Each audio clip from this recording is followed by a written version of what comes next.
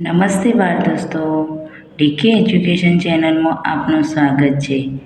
આજે આપણે ધોરણ 8ની સ્વાધ્યાય પોથીમાં ભાગ 2માં સામાજિક વિજ્ઞાનમાં પાઠ 9 સંસાધનનું સોલ્યુશન જોઈશું. તો ચાલો સોલ્યુશન જોઈએ. પ્રશ્ન 1. નીચે આપેલા દરેક પ્રશ્નના ઉત્તર માટે આપેલા વિકલ્પોમાંથી સાચો વિકલ્પ શોધીને ચોરસ ખાનામાં લખો. પહેલું છે, નિર્માણને આધારે સંસાધનોના મુખ્ય કેટલા પ્રકાર પાડવામાં આવે છે? તો ABCD આપેલું છે. એમાં છે 1, બીમાં છે 2, સીમાં છે 3 અને ડીમાં છે 4. તો જવાબ આવશે બી 2. બીજું, સંસાધનોના નીચે પૈકી કયા પ્રકાર છે? તો એ કુદરતી સંસાધનો, બી માનવસર્જિત સંસાધનો, સી એ અને બી બંને, ડી એ અને બી પૈકી એક પણ નહીં. તો જવાબ આવશે સી એ અને બી બંને. ત્રીજો, નીચેનામાંથી કુદરતી સંસાધનો કયા કયા છે? તો હવા, પાણી, જમીન આપેલા તમામ. તો જવાબ આવશે ડી આપેલા તમામ. ચોથો પ્રશ્ન, નીચેનામાંથી કયા પ્રકારના સંસાધન સરળતાથી દરેક જગ્યાએ પ્રાપ્ત હોય છે? સર્વસુલભ સંસાધન, સામાન્ય સુલભ સંસાધન, વિરલ સંસાધન, એકલ સંસાધન. તો જવાબ આવશે એ સર્વસુલભ સંસાધન.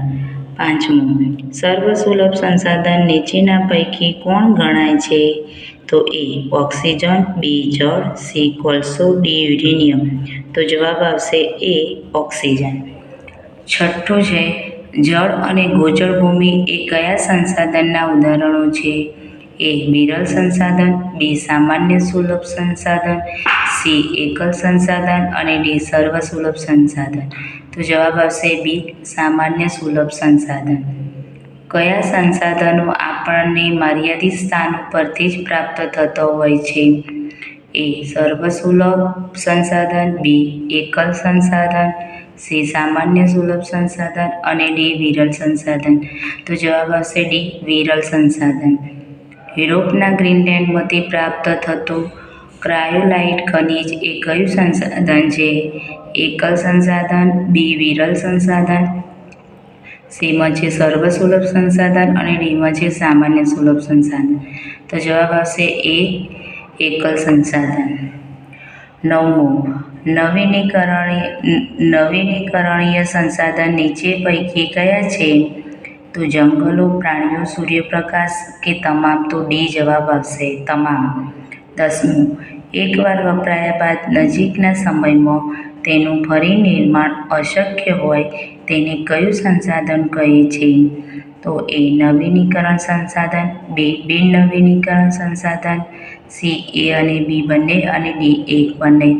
તો જવાબ આવશે બી બિન-નવીનીકરણ સંસાધન. 11મું, નીચેનામાંથી અક્ષયશીલ સંસાધન કયું છે? તો એમાં છે અણુ ઉર્જા, બીમાં છે ખનિજ કોલસા, સીમાં છે પવન ઉર્જા અને ડીમાં છે કુદરતી વાયુ. તો જવાબ આવશે સી પવન ઉર્જા. 12મું, અશ્મિભૂત બળતણ એ કયું સંસાધન છે? તો એ અક્ષયશીલ સંસાધન, બી માં છે ક્ષયશીલ સંસાધન, સીમાં છે એ અને બી અને ડીમાં છે એક પણ નહીં. તો જવાબ આવશે બી ક્ષયશીલ સંસાધન. 13મું, કુદરતી રીતે મળી આવતા કયા તત્વો પર યોગ્ય પ્રક્રિયા કરી સિમેન્ટ બનાવાય છે? ચૂનો, બી ચીરોટી, સી એ અને બી બંને અને ડી એ અને બીમાંથી એક પણ નહીં. તો જવાબ આવશે સી એ અને બી બંને. 14મું, નીચેનામાંથી કયા સંસાધનો માનવ સર્જિત છે? તો એમાં છે વિદ્યુત, બીમાં છે મકાનો, સીમાં છે બોગદા અને ડીમાં છે તમામ. તો જવાબ આવશે ડી તમામ. 15મું, પૃથ્વી સપાટીના કુલ ક્ષેત્રફળના આશરે કેટલા ટકા ભાગ ભૂમિ દ્વારા રોકાયેલો છે? એ છે 30%, બી છે 29%, સી છે 28%, ડી છે 27%. તો જવાબ આવશે બી 29%. 16મું, પૃથ્વીના ગોળાનું નિરીક્ષણ કરતો લગભગ કેટલા ભાગમાં પાણી અને કેટલા ભાગ પર ભૂમિ છે? તો એમાં છે 2/4, 1/4, બીમાં છે 3/4, 2/4, સીમાં છે 3/4, 1/4 અને ડીમાં છે 1 પણ નહીં. તો સી 3/4, 1/4. હવે પ્રશ્ન 2a. નીચેના વિધાનો સાચા છે કે ખોટા તે જણાવો. પહેલું છે, સંસાધનોના નિર્માણને આધારે તેના મુખ્ય 2 પ્રકાર પાડવામાં આવે છે. સાચું. બીજું, પર્યાવરણમાં આવેલા તમામ ઘટકો જે માનવ દ્વારા ઉપયોગમાં લેવા યોગ્ય છે તે તમામ કુદરતી સંસાધનોમાં છે. સાચું. કોમ્બસ્ટેડ ગેસના વપરાશથી પ્રદૂષણ વધે છે. ખોટું. ચોથું છે કે ખનિજ, કોલસો અને પેટ્રોલિયમના પેદાશોના વધુ વપરાશથી પૃથ્વીનું તાપમાન સતત ઘટી રહ્યું છે. ખોટું. પાંચમું, વિરલ સંસાધન આપણને મર્યાદિત સ્થાનો પરથી જ પ્રાપ્ત થતા હોય છે. ખરું. છઠ્ઠું, નવીનીકરણીય સંસાધન એકવાર વપરાયા બાદ નજીકના સમયમાં તેનું ફરી નિર્માણ અશક્ય હોય છે. ખોટું. સાતમું, પોતાની જાતે ઉગનારી વનસ્પતિ જેમાં વેલા, છોડવા અને વૃક્ષોનો સમાવેશ થાય છે તેને કુદરતી વનસ્પતિ કહે છે. સાચું. આઠમું, વરસાદી પાણી રોકી ચેકડેમ બનાવી ખેતી માટે પાણીની સમસ્યા હલ કરી શકાય છે. સાચું. પ્રશ્ન 2b. વિભાગ એ ઉત્તર અને વિભાગ બી. પહેલું, કુદરતી સંસાધનો. એનો જવાબ આવશે બી, જમીન. બીજું છે સર્વસુલભ સંસાધન. એનો જવાબ આવશે ડી, નાઇટ્રોજન. ત્રીજું છે વિરલ સંસાધન. એનો જવાબ આવશે એ, યુરેનિયમ. ચોથું છે બિનનવીનીકરણીય. એનો જવાબ આવશે સી, કુદરતી વાયુ. પાંચમું છે માનવ સર્જિત સંસાધન. એનો જવાબ છે એ, બોગદા. હવે પ્રશ્ન 3a. ખાલી જગ્યા યોગ્ય શબ્દ વડે પૂરો. પહેલી છે હવા, પાણી, જમીન, ખનિજો અને ઉર્જા સ્ત્રોતો એ તમામ ખાલી જગ્યા છે. તો જવાબ આવશે કુદરતી સંસાધન.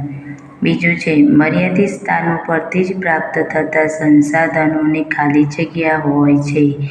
તો વિરલ સંસાધન.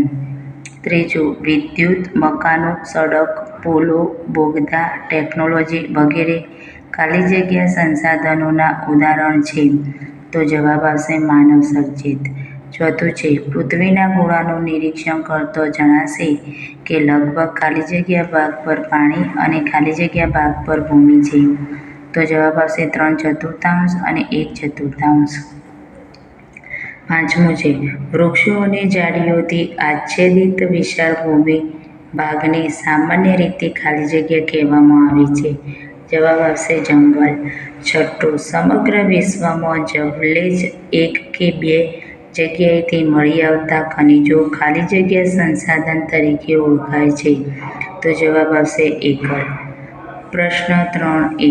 તફાવત જણાવો. કુદરતી સંસાધનો અને માનવસર્જિત સંસાધનો. તો કુદરતમાંથી મળતા સંસાધનોને કુદરતી સંસાધનો કહે છે અને માનવ દ્વારા બનાવવામાં આવેલા સંસાધનોને માનવસર્જિત સંસાધનો કહે છે.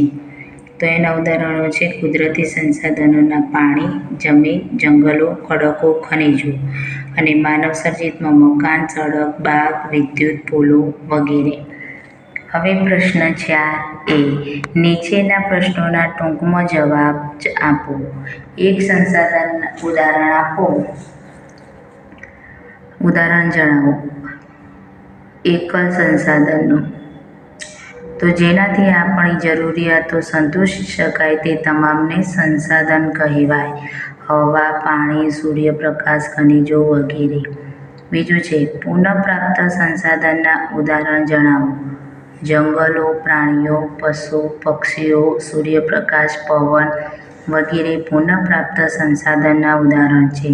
ત્રીજું, પુનઃઅપ્રાપ્ત સંસાધનના ઉદાહરણો જણાવો. ખનિજ, કોલસો, ખનિજ તેલ, કુદરતી વાયુ, પરમાણુ ખનિજો વગેરે પુનઃઅપ્રાપ્ત સંસાધનના ઉદાહરણો છે. પ્રશ્ન 4.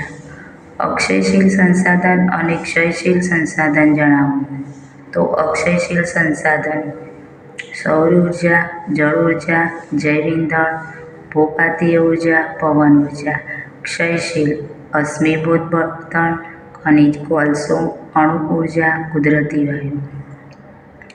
5. માનવસર્જિત સંસાધનોના ઉદાહરણો જણાવો. વિદ્યુત, મકાનો, સડક, પુલો, બોગદા, ટેકનોલોજી વગેરે માનવસર્જિત સંસાધનો છે. હવે પ્રશ્ન 4b. નીચે આપેલા પારિભાષિક શબ્દોની સમજૂતી આપો. તો કુદરતી સંસાધનો, કુદરતમાંથી મળતા અને વધારે પ્રક્રિયા વિના ઉપયોગમાં લઈ શકાય તેને કુદરતી સંસાધન કહે છે. હવા, પાણી, જમીન, ખનિજો અને ઉર્જા સ્ત્રોતો એ તમામ કુદરતી સંસાધનો છે. સર્વસુલભ સંસાધન, જે સંસાધન આપણને સર્વત્ર ઉપલબ્ધ હોય તેને સર્વસુલભ સંસાધન કહે છે. ઉદાહરણ તરીકે વાતાવરણમાંથી પ્રાપ્ત જીવસૃષ્ટિ માટે ઉપયોગી વાયુઓ ઓક્સિજન અને નાઇટ્રોજન. સામાન્ય સુલભ સંસાધન, જે સંસાધનો આપણને સરળતાથી ઉપલબ્ધ હોત તેવા સંસાધનને સામાન્ય સુલભ સંસાધન કહે છે. જળ, ગોચર ભૂમિ વગેરે. દુર્લભ સંસાધન, સમગ્ર વિશ્વમાં જવલ્લે જ 1 કે 2 જગ્યાએથી મળી આવતા ખનિજો દુર્લભ સંસાધન તરીકે ઓળખાય છે. ઉદાહરણ તરીકે યુરોપના ગ્રીનલેન્ડમાંથી પ્રાપ્ત થતું ક્રોયાલાઇટ ખનિજ.